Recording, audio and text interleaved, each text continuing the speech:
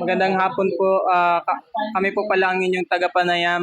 Ako po si Janay C. Kenkay. Ako po si John Lawrence Badana. At kasama po natin dito ngayon si Sir. Sir, ano pong full name niyo? Nilo, Buenabra, Ilang taon na po kayo? mga 62. Okay po. Unang tanong po namin is, ano ang mga karaniwang problema na nangyayari sa inyong lugar? Halimbawa, sa nag-aaway, rescue. Pangalawa, yung nag-arresting kami, mga nagiinuman. Saka yung pangatlo, yung mga bata, nanggugulo. Yun lang po. Thank you. Pangalawang question po, sir. Sa inyong palagay, ano ang pangunahing dahilan kung bakit nangyayari ang mga problemang ito? Hindi ko masasagot yan. Kasi, ang patakaran ng gobyerno, sinusunod lang namin. Yun lang po. So, ano po? Sino-sino po ang mga taong madalas na naapektuhan ng mga problema ito? Siyempre, ang barangay. Barangay lang po. Pang-apat na question po.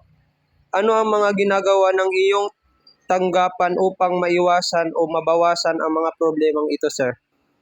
Mas maganda kausapin para mailagay sa kaisipan ng mga taong nagwawala. Last question po. Ano po ang inyong mensahe o payo sa mga mamamayan upang makatulong sa pagpapanatili ng kapayapaan at kaayusan sa komunidad? Gusto namin ng barangay malinis para mas maganda tingnan sa taong bayan. Yun lang po. Maraming salamat po. At dito po Magandang araw po. Kami po ang inyong taga-panayam. Ako po si Jenna Rose Batchao. At ako naman po, si Ronabel Flores. At kami po ay magkakandak po ng isang interview po patungkol po sa karanasan o problema na nangyayari sa inyong sa kanilang komunidad po. Ayan. So, kasama po natin dito si Ma'am Lente Home. Apo. Meron po kami mga katanungan po dito. At lima lang naman po ito, Ma'am. At kayang-kaya nyo naman po ito sagutin. Ayan. Unang tanong po, ano ang mga karaniwang problema na nangyayari sa inyong lugar po? Away mag-asawa. Pangunahin. Pinakamarami away mag-asawa. Pangalawa, away ng bata sa bata. Tapos, yung iba, mga batang sinasaktan ng halo. Tapos, yung iba, rape case. At yung iba, mas doon umiikot yun eh. Pero pinakamarami talaga, Republic Act 9262, violation of BAUC. Yan. Tapos, yung 7610, yan yung adult na nanakit ng minor. Tapos, yung minor to minor, yung BCPC case. Tapos, yung mga batang minor against adult, yung mga nakakagawa ng krimen, sila ay categorized as children in conflict with the law. Ganyan yung karamihan. Tapos, yung rape. Marami pa yun. Kaya nang lima lang ang tanong. Okay. Ayan, so sa inyong palagay po, ano ang pangunahing dahilan kung bakit po nangyayari ang mga problemang ito? Sa 9262, pinakamalaking number of cases ay nanggagaling sa mga informal settler families. Kung sino yung mga pamilya na nanggagaling sa low-income families at siksik, liglig at umaapaw ang mga bahay sa komunidad. Diba? Nandun nagaganap ang mga krimen. Kasi syempre, numbers yan eh. Diba? Kung ang isang 1,000 square meters ng lote sa informal settler families, sa isang urban area like squatters area, so 1,000 square meters na lot area, tapos 1,000 square meters sa isang subdivision, di hamak na mas marami bahay sa isang 1,000 square meters sa isang squatters area o depressed area or mga maliliit ang income, low income generating families. So parehong 1,000 lot area, pero mas maraming structures, mas maraming families, mas maraming dwellers dito sa isang uri na to compared dito sa subdivision. So, kaya nandun nanggagaling yung pinakamalaking number of cases na report. Yung may kinalaman ng economic status. Ang galing niyo naman po, ma'am. Sino-sino po ang mga taong madalas naapektuhan po ng mga problema na ito? Like, to be specific sa Republic of 9262, violence against women and their children, babae. Tapos, babae, pinakamarami, yung mga babae dependent sa lalaki. Ibig sabihin, ito yung mga babae, walang hanap buhay. At ang inaasa na yung kabuhayan ng pamilya at mga bata doon sa lalaki. So, ano ang mga ginagawa ng inyong tanggapan upang maiwasan o mabawasan ang mga problemang ito? Information dissemination, ini-educate namin. Baka may gusto kong idagdag. Tapos meron kaming regular seminar which is inuutusan kami ng DILG na mag-conduct ng mga seminar para i-educate sila tungkol doon sa mga batas na kanilang kakarapin kung sila ay lalabag. So yung iba, marami talaga hindi nakakaalam. So we have to educate them. Huling katanungan na po. Ano ang inyong mensahe o payo sa mga mamamayan upang makatulong sa pagpapanatili ng kapayapaan at kaayusan? Gawin lang yung tingin nilang tama. Pwedeng ipaglaban ng karapatan nang hindi dadaan sa karahasan. Ayan, so maraming salamat po, ma'am. Napakagaling niyo po sumagot. Ayan po, ayun lamang po ang katanungan. Opo, itatag po namin kayo dito kapag kapag po ito ay mai-post po namin kapag opo, lalagyan po namin yan ng makeup. So, well, maraming salamat po, ma'am. Ayun lang po kasi yung binigay po sa aming katanungan po ng aming professor. Maraming salamat po, ma'am. Okay na? Magandang hapon po. Kami po ang inyong tagapanayam. Ako po si Jenna Rose Batchao. Ako naman po si Grace Angel Garcia. At magkakaroon po tayo dito ng survey or interview po. Magkakanta po tayo at patungkol po ito sa karanasan o problema na nangyayari sa kanilang komunidad. Ayan. Kasama po natin dito si Sir. John Paul Merto. Sir, okay lang po magtatanong po kami sa inyo po. Okay lang. First na tanong po is, ano po yung mga karaniwang problema na nangyari sa inyong lugar po, dito po sa komunidad niyo po? Usually, complaints may lumalapit regarding sa karaoke, maingay, ganyan, inuman sa daan. Ayun yung pinakamadalas na complaint dito sa Barangay Felix. Pangalawang tanong po, sa inyong palagay, ano po yung pangunahing dahilan kung bakit nangyayari ang mga problema ito? Karaniwang dahilan, libangan ng mga tao, syempre, natural lang naman yun. May mga complainants, syempre, complainants talaga yung main source niyan.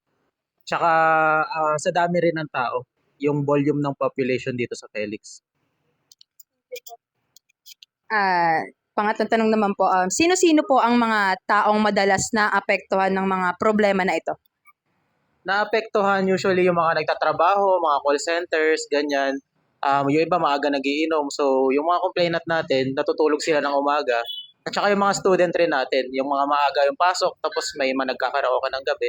So, student at saka yung mga may trabaho. Ano po ang mga ginagawa ng inyong tanggapan upang maiwasan po o mabawasan ang mga problemang ito? Ginagawa natin together with our BPSO at saka project ng ating kapitan, Ikap Conde, is una, warning 3 beses, and then pag ayaw talaga, file tayo ng ticket and pwede natin kunin yung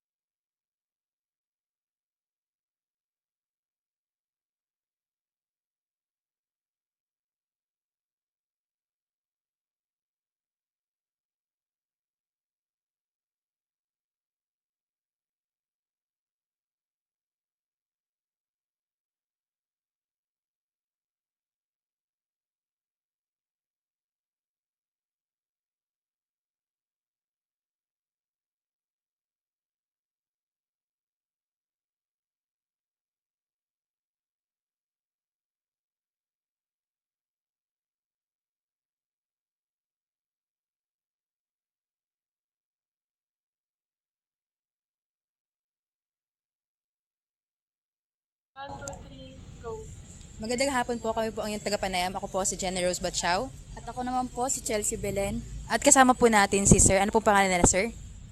SG de Lima. Ayan. So, meron lamang po kaming 5 katanungan po at madali lang naman po ito, no? Unang tanong po, ano ang mga karaniwang problema na nangyayari sa inyong lugar po? Problema? Malalang problema ba o may mga problema sa kliyente, mga pasaway na kliyente na may mga iba-iba kasi ugali ng mga kliyente kaya kinakailangan naming timbangin kung ano yun. Pero nasa approach kami ng pagkliyente talaga, hindi kami po pwedeng makipag-away sa kliyente. Kaya kung ano man yung nagiging attitude ng kliyente, sinasakyan na lang namin. Kagaya ng halimbawa, sa pila, gusto nila may mga kliyente na nauna, gusto mauna, nagmamadali, lalo na yung mga senior citizen, mga ganon. So sa inyong palagay po, ano ang pangunahing dahilan kung bakit nangyayari ang mga problemang ito? Siguro dahil sa mga nagmamadali sila, mga ganon. Ano yung oras nila, kumbaga parang may limitado lang, gusto nila matapos kaagad yung transaction. Sa banko kasi, depende rin sa transaction yun kung matagal yung transaction mo. Pero kung mga ano lang naman, mga withdrawal, mga deposit, mga sandali lang yun. So sino-sino po yung mga taong madalas po naapektuhan ng mga problemang ito? Sa kliyente ba o sa... Kliyente po or kahit sa... Hindi, ang unang-unang naapektuhan yan kami kasi sila, oras na sila magreklamo. So kami ang maapektuhan. Guardia unang-una, tapos yung mga empleyado sa loob. Yun ang pangunahing naapektuhan. Ano naman po yung ginagawa ng inyong tanggapan upang maiwasan o mabawasan ang mga problemang ito? May mga ano naman sila may mga tinatawag silang mga SOP. Yun yung talagang ano. So, pag may mga ganyang problema, alam na nila kung paano aayusin. May mga ganun. Kasi yung mga empleyado na yun, hindi naman basta-basta empleyado yan. May mga, may mga nag-under training din yan tungkol sa mga ganong pag-uugali ng kliyente. Kaya alam na nila kung paano nila re-resolvein yung problema na yun. Maski kami, ganun din kami. Meron din kaming training na gano'n kung paano namin i-approach yung mga ganong klaseng pag-uugali ng mga kliyente. Ito po, last tanong na lang po. Ano ang inyong mensahe o payo sa mga mamamayan upang makatulong sa pagpapanatili ng kapayapaan at kaayusan sa komunidad po? Disiplina, yun ang pinakang importante. Disiplina sa sarili. Tsaka minsan kasi may mga taong matataas ang tingin sa sarili. Yung mga kagaya namin, dinadowngrade nila. Parang mga low moral lang tingin sa amin. Yun ang isa sa mga dahilan. Sa mga, sasabihin na natin mga nasa level ng mga matataas na level, mga pinag-aralan, isa yan sa mga ganyan. So yun yung nagiging problema. Pero sa atin siguro, disiplina ang pinakang tsaka tanggapin natin yung yung pag-uugali na yung ugali ng Pinoy na parang walang pakialam.